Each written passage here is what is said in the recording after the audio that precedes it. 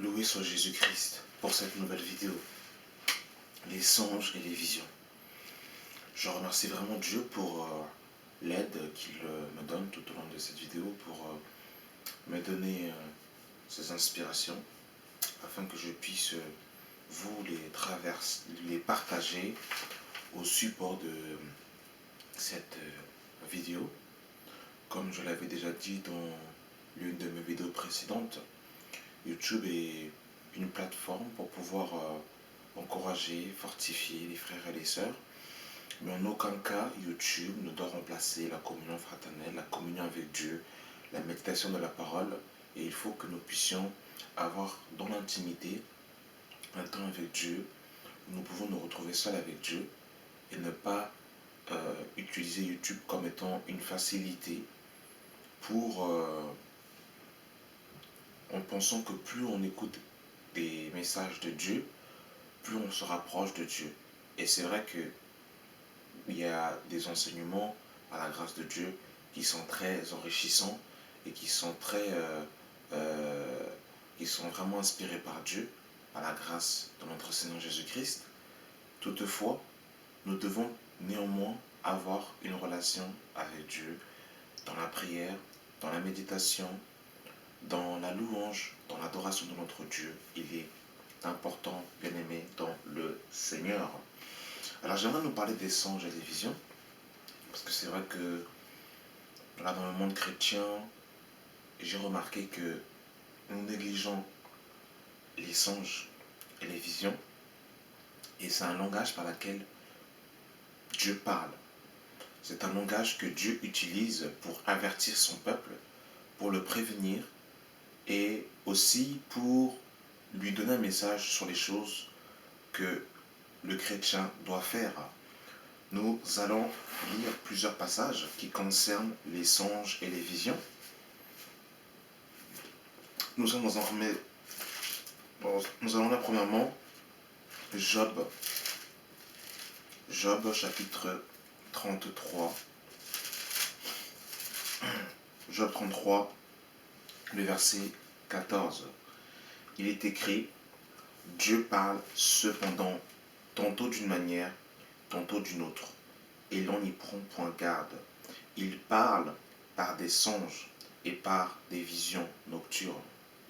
Il parle par des songes, par des visions nocturnes. Donc ici on nous apprend que Dieu parle par des songes et des visions nocturnes. Quand les hommes sont livrés à un profond sommeil, quand ils sont endormis sur leur couche, alors il leur donne des avertissements. Il met le sceau à ses instructions afin de détourner l'homme du mal et de le préserver de l'orgueil, afin de garantir son âme de la fosse et sa vie des coups du glaive. Par la douleur aussi l'homme est repris sur sa couche. Donc voilà l'une des manières aussi par laquelle Dieu passe pour nous parler, pour nous interpeller. Bien-aimés dans le Seigneur. Donc ce n'est pas à négliger, c'est à prendre en considération que notre Dieu nous parle aussi en songe et en vision. Et nous allons voir aussi par la suite comment reconnaître le songe qui vient de Dieu et le songe qui ne vient pas de Dieu, le songe qui vient de notre chair. Nous le verrons par la suite. Nous sommes dans Joël, dans Joël, dans le livre de Joël au chapitre 2. Je vous bien-aimés dans le Seigneur, tout est dans la parole. Dieu nous a tout dit dans les Écritures. Dieu nous a prévenus, il nous a avertis surtout. Nous sommes dans Joël chapitre 2 à partir du verset 28. Après cela, je répandrai mon esprit sur toute chair. Vos fils et vos filles prophétiseront, vos vieillards auront des songes, oui, et vos jeunes gens des visions. Donc ça, c'est quelque chose qui va se passer dans les temps de la fin. Les temps de la fin ont commencé avec Jésus-Christ. C'est l'auteur des Hébreux qui nous dira ça, Hébreux chapitre 1, que autrefois Dieu a parlé à nos pères par les prophètes, mais dans ces derniers temps, Dieu nous a parlé par le Fils. Les derniers temps ont commencé avec Jésus-Christ. Et ici, Joël chapitre 2, verset 28 nous dit que Dans les derniers temps, après cela, je répondrai mon esprit sur toute chair. Vos fils et vos filles prophétiseront, vos vieillards auront des songes et vos jeunes gens des visions. Donc, bien aimés dans le Seigneur, nous voyons ainsi que c'est quelque chose, les songes et les visions, qui doivent arriver dans les temps de la fin. Dieu parle aussi par ce langage. Il ne parle pas que par ce langage, bien évidemment, mais c'est aussi un moyen par lequel Dieu parle. Nous sommes dans Actes chapitre 18. Paul va partir à Corinthe sur la base d'une vision. C'est sur une vision que Paul va être divinement averti par Dieu et qu'il va partir justement à Corinthe. Je suis dans Actes chapitre 18, le verset 9. Il est écrit: Le Seigneur dit à Paul en vision pendant la nuit: Ne crains point, mais parle et ne te tais point, car je suis avec toi, et personne ne mettra la main sur toi pour te faire de mal, car j'ai un peuple nombreux dans cette ville. Paul y demeura 1 an et 6 mois, enseignant parmi les Corinthiens la parole de Dieu. Donc Paul va aller à Corinthe sur la base d'une vision nocturne qu'il va recevoir de la part du Seigneur. Et c'est sur la base de cette vision que Paul va partir à Corinthe et que nous allons connaître l'épître aux Corinthiens, sur la base d'une vision. On va bien dans le Seigneur, lorsque nous disons que par exemple Dieu ne parle pas, voilà un langage par lequel Dieu nous parle, bien aimé dans le Seigneur. Et nous allons prendre aussi, bien évidemment, je ne pouvais pas passer à côté de cet exemple flagrant qui est Joseph. Joseph va recevoir plusieurs songes, plusieurs avertissements lorsqu'il va vouloir répudier Marie. Nous sommes dans Matthieu chapitre 1 à partir du verset 18. Voici de quelle manière arriva la naissance de Jésus. Marie, sa mère, ayant était fiancée à Joseph, se trouva enceinte par la vertu du Saint-Esprit avant qu'ils eussent habité ensemble.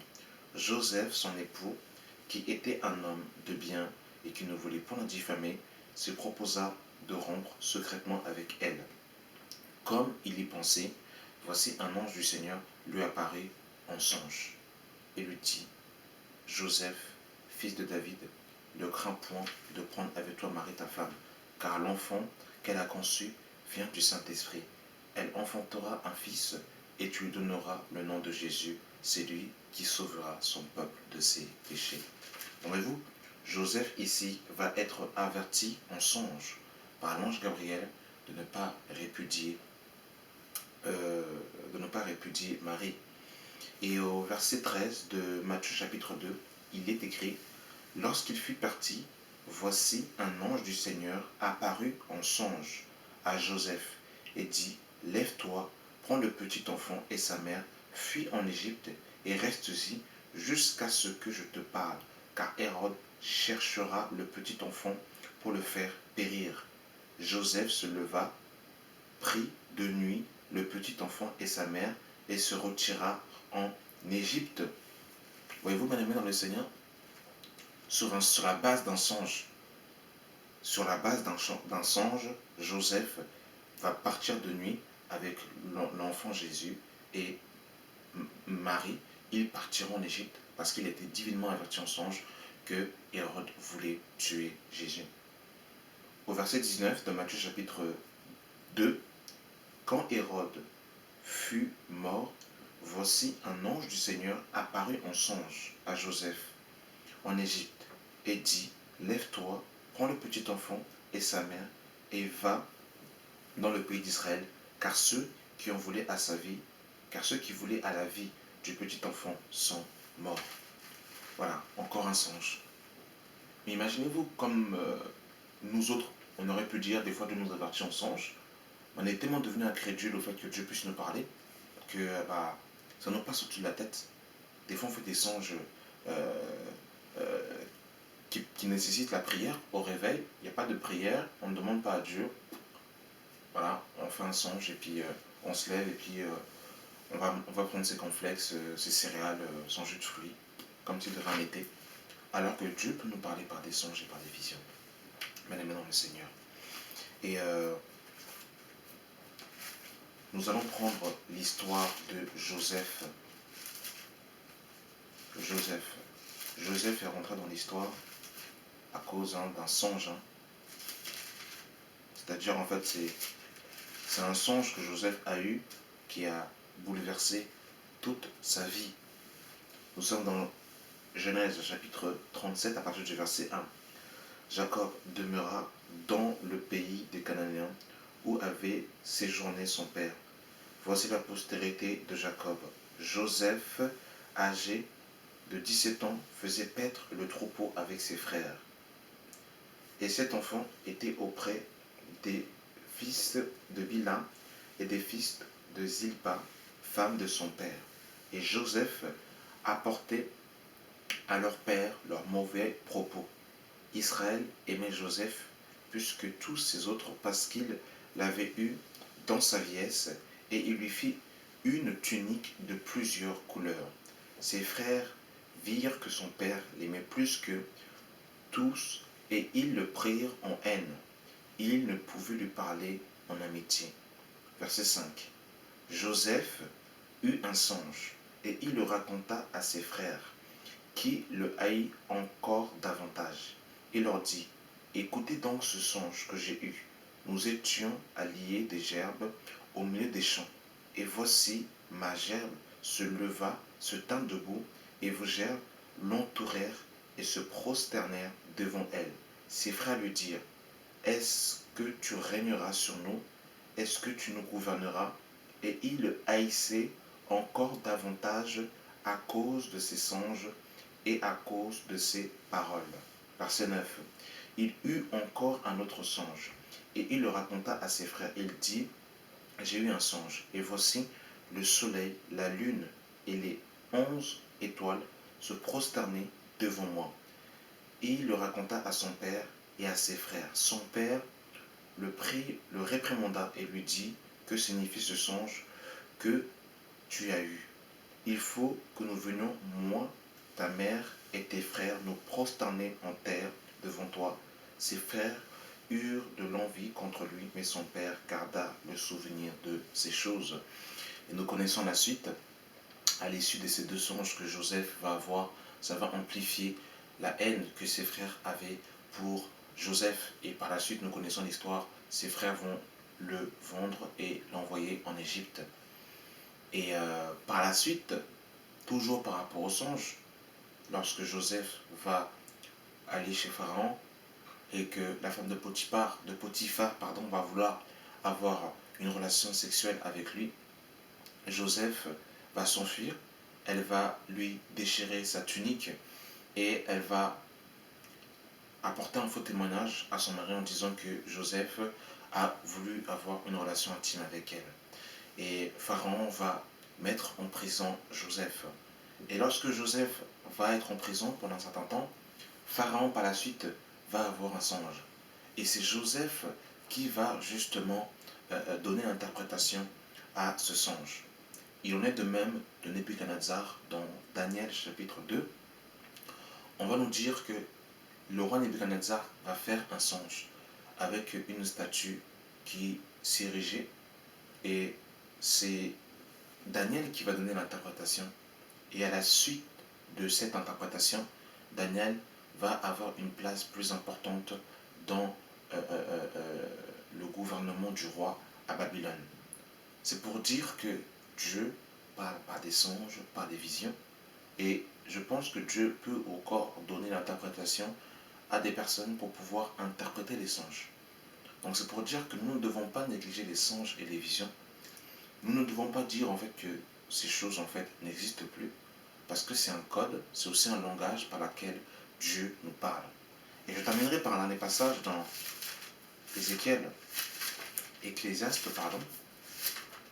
Ecclésiaste. Je vous avais dit précédemment que nous verrons en fait comment reconnaître les songes, si c'est l'un de Dieu, ça n'est pas de Dieu. Alors déjà, les songes viennent d'où? Dans Ecclésiaste chapitre 5, le verset 2, il est écrit, car si les songes naissent de la multitude des occupations, la voix de l'insensé se fait entendre dans la multitude des paroles. Alors, Salomon nous rapporte ici que les songes naissent de la multitude des occupations. Des fois, nous avons des songes, mais ce n'est pas Dieu qui nous parle. C'est tout simplement nos pensées qui sont tournées vers quelque chose en particulier. Je donne un exemple. Je vais prendre l'exemple d'une personne qui aimerait aller aux États-Unis, qui aimerait visiter les États-Unis, et elle pense tellement aux États-Unis, son cœur est tellement tourné vers les États-Unis que quand elle dort, elle se met à rêver des États-Unis. Mais là, ce n'est pas Dieu qui lui a parlé. C'est juste ses occupations, son cœur, ses pensées qui sont tournées vers le voyage aux États-Unis. Et quand elle dort, elle fait un songe et elle rêve les États-Unis. Ça ne veut pas dire que c'est Dieu qui lui dit de devenir papa prophète aux États-Unis. Ça, il faut vraiment faire attention. Ou sinon, j'ai rencontré une sœur, j'ai vu une sœur, je l'aime de tout mon cœur. Je ne demande pas à Dieu pour remettre cette relation entre ses mains, pour savoir si ça pourrait être la femme de ma vie. Je l'ai vue, je l'ai appréciée, et directement, tellement que je suis, comme on pourrait dire, dans le commun des mortels, je suis amoureux, j'ai eu un flash pour cette sœur. Voilà, je commence à rêver que je suis en train de lui mettre une bague, et je dis, bah voilà, Dieu m'a parlé, c'est la femme de ma vie. Alors que mon cœur a déjà, en fait, est déjà porté vers la sœur, mon cœur est déjà tourné vers cette sœur, parce que voilà, j'ai apprécié, je sais pas, la couleur de ses yeux, j'ai apprécié ses cheveux, je ne sais pas qu'est-ce que j'ai pu apprécier chez la sœur. Je n'ai pas consulté l'Éternel et voilà, je suis directement parti et puis j'ai fait un songe. Mais en fait, j'ai fait un songe tout simplement parce que dans mon cœur pense à cette sœur, mon cœur est tourné vers cette sœur. Et bien aimé dans le Seigneur, je vous dis la vérité, lorsque nos pensées sont tournées vers Dieu, sont tournées vers les choses du Seigneur, Dieu va commencer à nous parler. Parce que comme nos pensées, nos cœurs, nos actions sont remplis de Dieu, forcément Dieu peut nous remplir et Dieu peut nous parler. Donc forcément, lorsque Dieu va nous parler en songe et en vision, forcément, ça va toujours être en adéquation avec la parole de Dieu. Et bien évidemment, si Dieu nous donne un songe, nous donne une vision, ça va toujours cadrer avec les Écritures. Ça va toujours cadrer avec la parole de Dieu. Je donne un exemple. Euh, voilà, mes parents, par exemple, euh, qui ne sont pas convertis, euh, vont me juger sur une histoire et ils vont me juger injustement. Et voilà, je suis attristé dans mon cœur, je trouve que c'est injuste, je commence à me coucher, je fais un songe et je rêve que j'ai un nouvel appart et que je dois partir. Alors voilà, alors Dieu m'a parlé, il faut que je quitte chez mes parents parce que là, ça va vraiment pas. Donc qu'est-ce que je vais faire? Au lieu de chercher la réconciliation, au lieu de supporter mes parents, au lieu de les aimer, et au lieu de les respecter, je prends mes clics et mes claques, je ne les consulte pas et je commence à partir, soi-disant parce que j'ai fait un songe. C'est pas comme ça que ça se passe. Même si mes parents ont été dans la justice, même s'ils se sont mal conduits, selon la parole de Dieu, je dois toujours du respect à mes parents. La Bible dit honore ton père et ta mère. Donc bien évidemment, honore ton père et ta mère, c'est toujours selon le Seigneur. On ne va pas faire des choses que nos parents nous demandent de faire qui sont contraires à la parole de Dieu. Mais ça ne nous donne pas le droit de répondre à nos parents, de les insulter, de les injurier, même lorsqu'ils jugent une histoire avec injustice. Donc voyez-vous, toujours ce que Dieu va me donner va cadrer avec la parole de Dieu. Ça va toujours cadrer avec les Saintes Écritures. Si une sœur, si un frère a rencontré une sœur et que Dieu lui a dit, ou du moins qu'il a la confirmation dans son cœur que c'est cette sœur, ben, il fera les démarches qui sont nécessaires, c'est-à-dire que voilà, il ira voir le père de la fille, comme il est écrit dans 1 Corinthiens 7 que c'est le père qui marie sa fille, et il entamera les démarches selon les Écritures. Mais il n'ira pas prendre cette sœur en lui disant voilà, j'achète un appartement, viens chez moi, et vivons dans la même maison, et puis voilà. Et puis on verra ce que Dieu fera par la suite. On verra. Restons comme ça. Si ça passe, on s'entend bien, si on a une compatibilité d'humeur, bah, j'irai voir ton père, on ira à la mairie. Mais pour l'instant, restons comme ça. Alors ça c'est hors de question. C'est sûr que Dieu ne sera pas dans l'affaire. Voilà. Merci d'avoir suivi cette vidéo et j'espère qu'elle vous aura éclairé. Du moins, moi, personnellement, ça m'aura instruit. Voilà. Merci d'avoir reçu cette vidéo et que Dieu soit avec vous dans le nom de Jésus-Christ. Amen.